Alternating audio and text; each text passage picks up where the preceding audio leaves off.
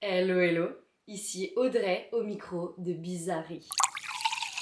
Waouh, ça y est, je lance enfin ce podcast. Enfin, à l'heure qu'il est, j'enregistre ce podcast. Je suis pas encore sûre à 100% que je vais le sortir, que ce soit sur YouTube ou sur les plateformes d'écoute.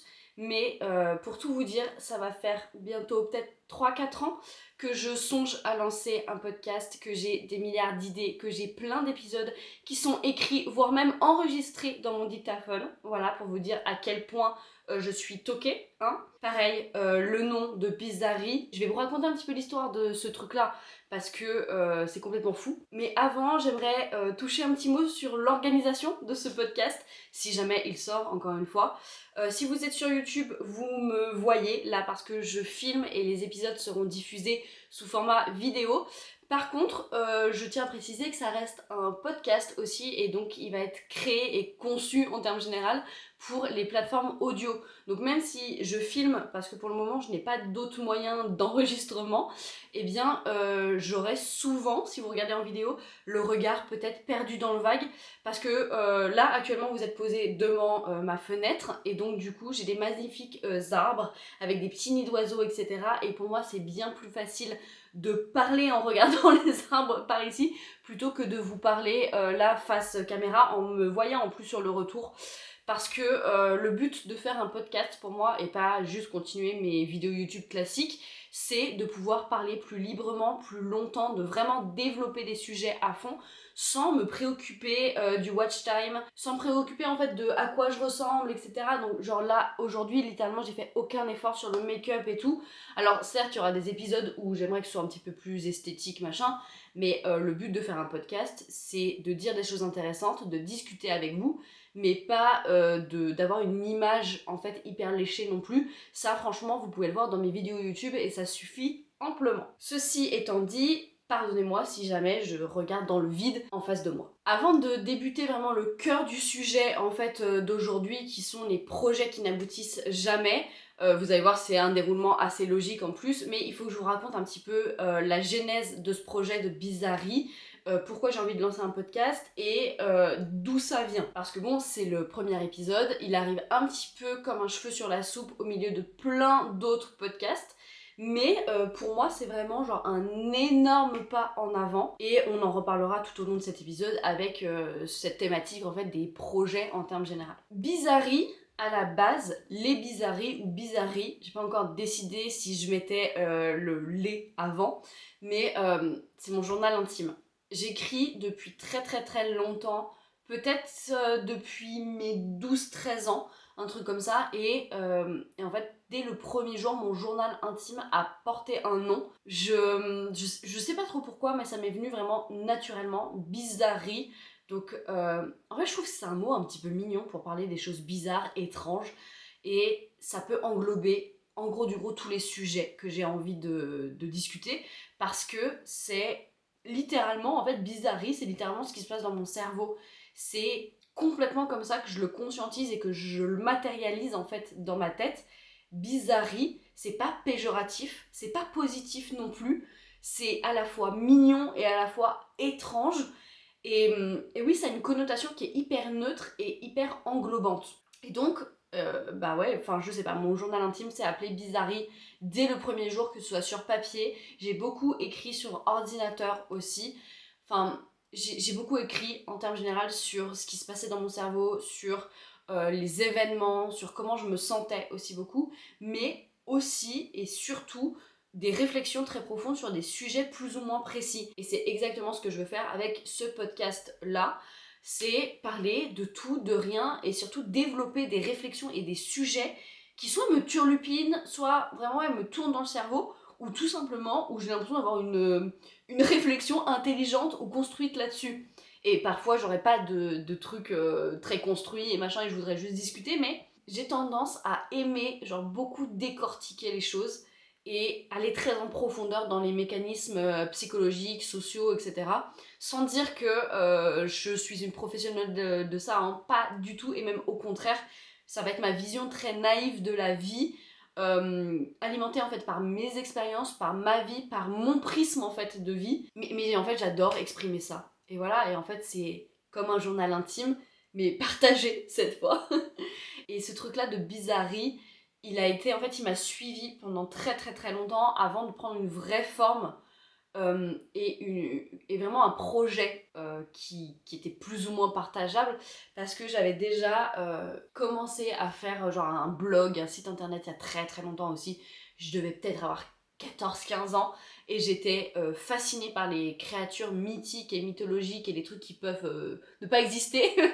Et j'avais créé une sorte de blog qui s'appelait Bizarrerie et justement où j'écrivais des articles sur des créatures mythiques, genre monstres du Loch Ness, etc.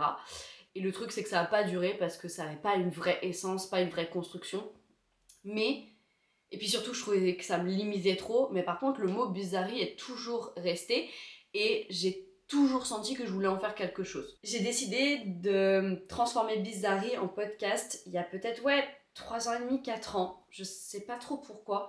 Ça m'est venu vraiment naturellement, j'écoutais déjà des podcasts du genre Contre-soirée de Anna RVR, Toile de Enjoy Phoenix à l'époque, Simple Caféine de Léa. Bref, j'écoutais déjà des podcasts et je suis tombée un peu amoureuse de ce format-là parce que, notamment avec Contre-soirée, parce que je trouve que Anna, elle fait ce que j'ai toujours voulu faire et que j'ai eu du mal en fait à mettre des mots dessus. En gros, je sais que je voulais parler de sujets, je sais que je voulais creuser là-dedans, mais j'arrivais pas à trouver le format et la manière de faire ça. Et Contre-soirée m'a permis de voir en fait ce qui était possible et de comprendre que je voulais faire ça.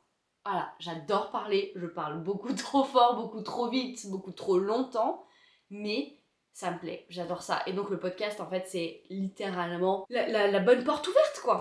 Donc on se retrouve aujourd'hui pour le premier épisode de Bizarrerie, pour de vrai. Ce podcast, il attend un petit peu d'être développé, de se construire en fait. Je veux pas me mettre une pression supplémentaire parce que déjà que j'ai du mal à gérer ma chaîne YouTube qui poste une vidéo par semaine et mon compte TikTok où je poste une vidéo par jour.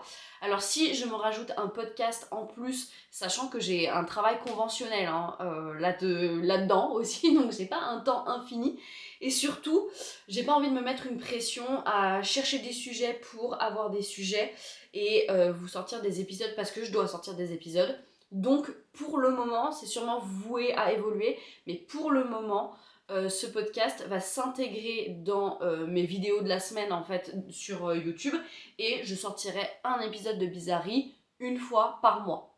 Donc sûrement tous les premiers lundis du mois. Donc voilà, si vous voulez me retrouver là-dedans, partager l'aventure avec moi, n'hésitez pas à vous abonner sur les plateformes d'écoute et ou sur YouTube.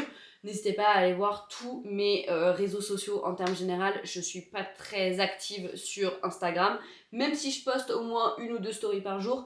Mais vous pouvez surtout retrouver mon contenu sur YouTube et sur TikTok. À chaque fois, c'est Sodrey, S-O-D-R-E-Y. De toute façon, normalement, mes liens sont toujours bien référencés à droite à gauche.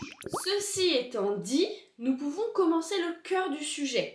Et encore une fois, ce sujet m'est venu hyper naturellement quand j'ai décidé de faire un premier épisode. Alors, pour tout vous avouer, j'ai déjà enregistré un premier épisode sur mon dictaphone il y a genre 3 ans que j'ai supprimé depuis parce que ça n'avait ni queue ni tête et que je l'avais enregistré parce que je savais que je voulais lancer un podcast. Je savais pas quand, comment, pourquoi. Et j'avais enregistré un épisode pour déverser ma haine et ma frustration face à un événement qui était pas très cool. Voilà. Donc j'ai vite supprimé ça parce que ça n'avait aucun sens. Mais aujourd'hui, quand j'ai vraiment décidé de lancer le podcast et que je réfléchissais à un premier épisode, en fait, le sujet s'est imposé à moi parce que c'est littéralement l'histoire de ma vie et c'est littéralement comme ça que le podcast, en tout cas ce projet, aurait pu tourner. Je suis la reine des projets non aboutis, des idées farfelues, des idées de business, des envies à droite à gauche et des projets qui se construisent de façon phénoménale dans ma tête et qui n'aboutissent jamais. Pour vous remettre un petit peu en contexte, je suis quelqu'un qui a toujours voulu faire de la création de contenu, que ce soit dans une forme ou dans une autre, ou que sais-je, ou que quoi. J'ai toujours voulu faire des vidéos sur YouTube, j'ai toujours voulu être je vais dire, ça va paraître un petit peu narcissique, mais être genre une personnalité connue et publique, pas forcément dans un domaine précis, mais surtout parce que j'ai envie de partager des choses, tout le temps. Et j'ai monté multiples projets là-dessus, Notamment, un truc qui aurait pu me propulser sur le devant de la scène il y a longtemps. Pareil, je devais peut-être avoir 14, 15 ans, peut-être 16 ans. Non, allez, peut-être 14. J'ai lancé un compte Instagram au tout début d'Insta avec ma petite sœur. Enfin, c'était moi qui étais la tête en fait de ce compte Instagram. Et ma sœur, c'était la tête à coiffer parce que c'était un compte Instagram de coiffure. Et en fait, ouais, où je postais voilà, des coiffures, des machins et tout. À l'époque, les stories, ça existait même pas. Enfin, c'était vraiment un délire. Et on a été repartagé par un compte, genre hyper connu à l'époque. Et on avait gagné, alors j'ai pas le chiffre exact, mais genre presque 10 000 abonnés en une nuit. Enfin, un truc de fou. Et on était hyper connus et tout. Mais je me souviens même pas du nom de ce compte Instagram. Et en fait, je sais pas si j'ai eu peur de ça. Je sais pas si, en fait, le projet déjà de base était bancal. À quelle idée de faire un truc avec ma petite sœur sur de la coiffure, alors que je suis pas du tout vouée à être coiffeuse ou quoi, et que c'était pas une passion. C'était juste, voilà, un truc que j'aimais partager. Et du coup, ça s'est littéralement effondré parce que j'ai arrêté de poster. Parce que, aussi, enfin, je pouvais pas avoir ma petite sœur à disposition H24, sachant qu'elle aimait pas se faire coiffer. Enfin, bref. Donc, ça a périclité, j'ai supprimé ça et ciao, bye bye.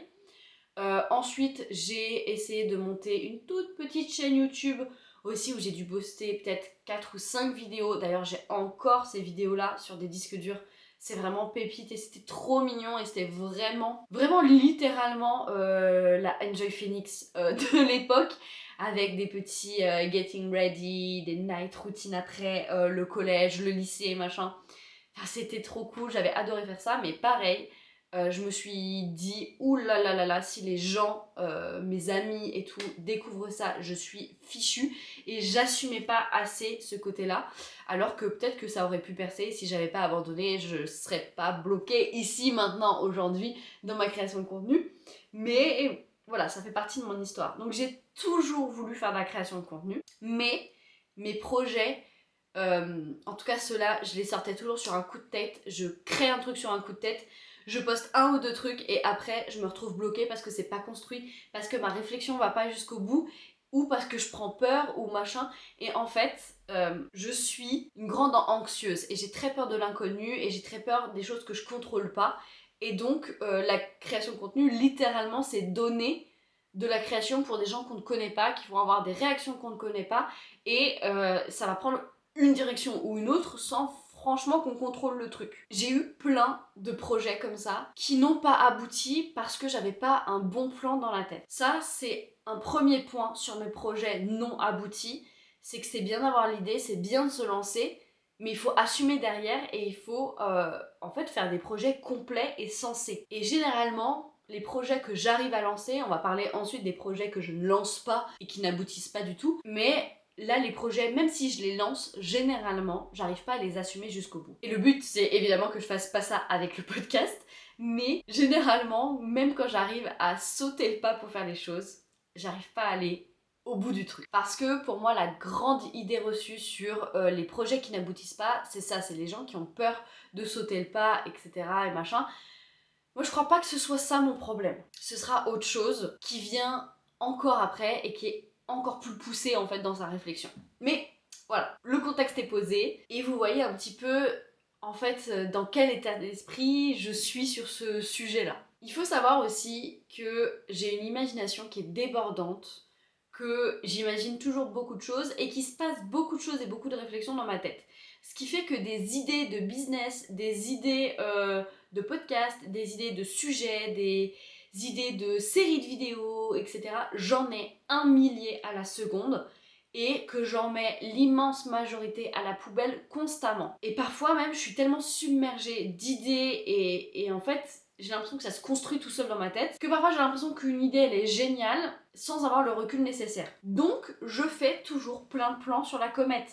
Des idées de business, des idées d'entreprise, des idées de séries de vidéos, je vous l'ai dit, et franchement, des idées de régularité sur ma chaîne. Là, par exemple, je me dis, oh, mais en fait, je pourrais prendre ce podcast-là et en faire genre une deuxième vidéo de la semaine sur ma chaîne YouTube et tout, blabla. Je pourrais m'organiser comme ci, comme ça. Mais encore une fois, ça reste dans ma tête. Et l'idée est bien belle, mais le passage à l'action est très très compliqué. Et surtout, je me lance extrêmement rarement et mes projets n'aboutissent pas à cause d'un truc absolument terrible qui s'appelle le perfectionnisme. Voilà. Le perfectionnisme, c'est un mot que je déteste parce qu'il a une connotation hyper positive. Enfin, pardon, mais quand on parle de perfectionnisme, il y a le mot perfection à l'intérieur, c'est hyper classe, c'est un super joli mot, etc. Enfin, c'est incroyable le mot perfectionnisme. Alors que ce qu'il y a derrière, c'est hyper destructeur, c'est horrible le perfectionnisme. Et vous allez voir dans ce podcast, c'est sûrement un sujet qui va revenir très très très souvent parce que c'est littéralement, alors j'allais dire un trait de caractère, une pathologie qui est hyper forte chez moi. Je suis perfectionniste à l'extrême et ça me pourrit la vie. Parce que j'attends toujours que tout soit parfait pour lancer un truc, pour oser faire quelque chose. Je veux que tout soit réglé, je veux qu'il n'y ait aucune zone de flou, je veux qu'il n'y ait aucune inconnue, je veux tout contrôler et je veux avoir la main mise sur tout. Et quand c'est pas le cas, bah je prends peur, j'arrête tout et je me dis que c'est de la merde. En fait, je voudrais être sûre que tout me réussit, je voudrais être sûre de tout contrôler, vraiment ouais, de A à Z. Sauf que c'est littéralement impossible. Je vais pas faire... Enfin, c'est... J'arrive même pas à m'exprimer là-dessus, mais c'est pas possible de tout contrôler. Quand on fait de la création de contenu, en termes généraux, et même quand on lance des projets, on est tributaire des réactions des autres en face. On a besoin d'avoir une part d'inconnu, une part de chance, une part de hasard. Et c'est la vie. Et voilà, moi ça me terrifie et ça m'empêche, ça me bloque dans beaucoup de projets. Et c'est sûrement pour ça aussi que je ne lance pas les choses. Et même si je fais des plans sur la comète et même si j'ai des projets, et ben c'est souvent pour ça qu'ils aboutissent pas en fait. Bon, je vais pas en faire un épisode entier là-dessus parce que j'ai d'autres points à aborder. Mais le perfectionnisme, ça va revenir très souvent. Et c'est souvent le cœur de mes problèmes. Ok, on va parler d'un dernier point qui peut en fait amener à des projets qui n'aboutissent pas ou à des choses qu'on lance et qu'on abandonne. Le pourquoi nos projets ne vont pas jusqu'au bout, pour moi et je pense pour la majorité des gens. Alors sans parler de perfectionnisme, de peur de l'inconnu, d'angoisse, etc. Donc tout ce que j'ai cité avant et surtout de notre histoire personnelle, il y a un mécanisme psychologique qui est hyper puissant et qui nous bloque sur beaucoup de choses, c'est la difficulté du passage à l'action. Et c'est là-dessus vraiment que je voulais axer à la base le podcast, mais le passage à l'action, c'est hyper dur parce que ça regroupe vraiment toutes nos peurs. Mon anxiété, ma peur de l'inconnu, etc., tout ce qui est perfectionnisme et tout, se manifeste à ce moment-là, au moment où on actionne le projet, au moment où on rend ça concret et où on bouge littéralement dans notre esprit mais aussi dans notre corps. Le passage à l'action, bah, c'est un truc qui est essentiel dans les projets parce que, imaginez c'est bien, les construire dans notre tête, faire des expériences de pensée et tout, en vérité c'est facile parce qu'il n'y a pas de conséquences, parce que notre corps ne bouge pas, parce qu'on peut imaginer absolument tout dans notre tête, on en est libre, mais dès que le passage au concret se fait, dès que l'action est là, eh ben, on va se rendre compte de plein de choses et il va en découler en fait plein de mécanismes différents et c'est là où la difficulté en fait se manifeste vraiment. C'est ce point précis-là. Déjà, bah, le passage à l'action, ça fait qu'il y a quelque chose de réel, de concret qui se construit et du coup on mesure absolument toutes les difficultés qu'il va y avoir, mais aussi les conséquences que ça peut avoir et tout ce qui va se passer. Genre ça rend notre expérience de pensée en fait réel dans le monde tangible et du coup bah en fait tant que ça reste dans notre tête il peut rien nous arriver, mais quand ça devient en fait concret, physique, littéralement il peut nous arriver des choses. Donc je sais pas comment expliquer ce truc là, pour moi c'est tellement puissant, mais imaginez faire le sport extrême là où on saute d'une falaise avec une sorte de voile là en mode écureuil volant, du base jump. Je sais pas comment ça s'appelle, je crois que c'est ça. Mais en gros, l'imaginer. On dit, ok, allez, on va sauter dans le vide, on va écarquiller nos bras et nos jambes comme ça et on va devenir un écureuil volant. Ok, c'est facile à imaginer. Franchement, ça se fait. Mais vous me mettez en haut d'une falaise et vous me dites, vas-y, saute. Jamais je peux le faire parce que je mesure les conséquences. Je mesure physiquement mon cœur qui bat beaucoup trop vite. Je mesure physiquement que je peux m'écrabouiller par terre. Je mesure physiquement la hauteur à laquelle je vais devoir sauter et l'action que je vais devoir faire. Enfin, c'est complètement fou ce passage au réel. Tant que ça reste dans notre tête, il peut rien nous arriver. Dès qu'on passe dans le monde réel, tout devient réel et concret, et les difficultés, les conséquences, la peur aussi devient réelle et tangible. Donc ce moment de passage à l'action, il est absolument terrifiant, et c'est là où on mesure tout.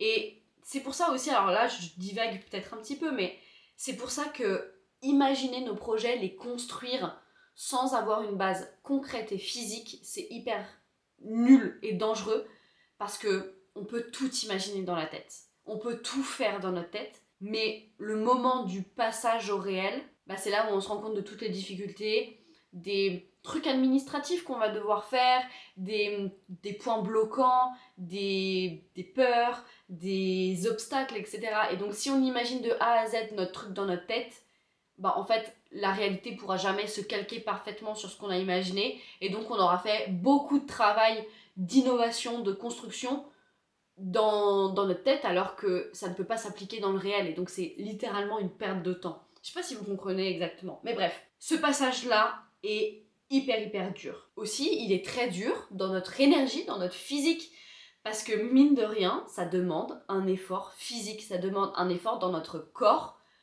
Et là, même juste un podcast, j'ai pu l'imaginer 1 milliard de fois dans ma tête, mais là j'ai dû me lever, j'ai dû m'habiller, j'ai dû brancher ma caméra, lancer l'enregistrement, j'ai dû écrire physiquement avec mes mains sur mon ordinateur, en fait, cette trame-là. Et en fait, ce projet s'est incarné dans mon corps et physiquement. Et pardon, mais la fatigue physique est plus dure que la fatigue mentale. Enfin, alors je veux pas dire ça comme ça, c'est mal dit, mais la fatigue physique est plus tangible que la fatigue mentale. Et oui, et incarner physiquement quelque chose, c'est un step que beaucoup de gens sont pas capables de passer. Et moi la première. Alors, attendez, il y a petit chat qui vient nous embêter. Tu veux un petit cœur? Est-ce que tu viens dire bonjour à la caméra? Non, tu t'en fiches, il s'en fiche. Pareil, je pense que les chats, vous les entendrez souvent dans ce podcast. Ils ont des miaous très stridents, et ils aiment bien faire les petites stars. En gros, pour résumer, ce passage-là à l'action, il est hyper compliqué. Alors, j'arrête pas de répéter ça, et j'ai l'impression que je radote un petit peu. Mais en exemple, ce podcast, je l'ai imaginé en long, en large et en travers depuis des années dans ma tête. Et quand j'ai décidé de me lancer, et quand j'ai décidé de rendre ça genre tangible et concret, je me suis rendu compte de plein de choses. Je me suis rendu compte que faut un hébergeur, faut du matériel plus ou moins spécifique, il faut une régularité, il faut une organisation. Enfin, encore une fois, le passage au concret est tellement dur, et c'est des choses que, en fait, on n'a pas besoin d'imaginer dans notre tête, parce que tant que ça reste dans notre tête, on n'a pas besoin de matériel spécifique, on n'a pas besoin d'organisation, on n'a pas besoin d'écrire des choses. C'est dans notre tête, ça passe très bien, et on s'organise comme on veut, et on en est libre. Dès que ça passe dans du physique, là, on a des étapes qui se rajoutent, on a des contraintes qui se rajoutent, et ça prend une autre dimension, et c'est souvent pour ça que nos projets n'aboutissent pas, parce qu'il y a un trop grand décalage entre ce qu'il y a dans notre tête et ce qu'il y a dans le physique. Donc, ce que je pourrais vraiment vous conseiller, c'est bien de faire des plans sur la comète, c'est bien de faire plein d'expériences de pensée, c'est bien d'inventer plein de choses, mais si vous voulez en fait qu'il y ait quelque chose qui en découle, faites-le physiquement. Écrivez-le! Des trucs aussi bêtes que se mettre en mouvement, écrivez-le, faites des petits papiers, commencez à vous organiser, imaginez le matériel qu'il va vous falloir, et vraiment faites-en quelque chose de concret, de tangible, et ça va éliminer beaucoup de choses en fait qui sont pas possibles dans la réalité, et ça vous évitera de partir à droite à gauche et de vous épuiser à imaginer des choses qui sont en réalité pas possibles.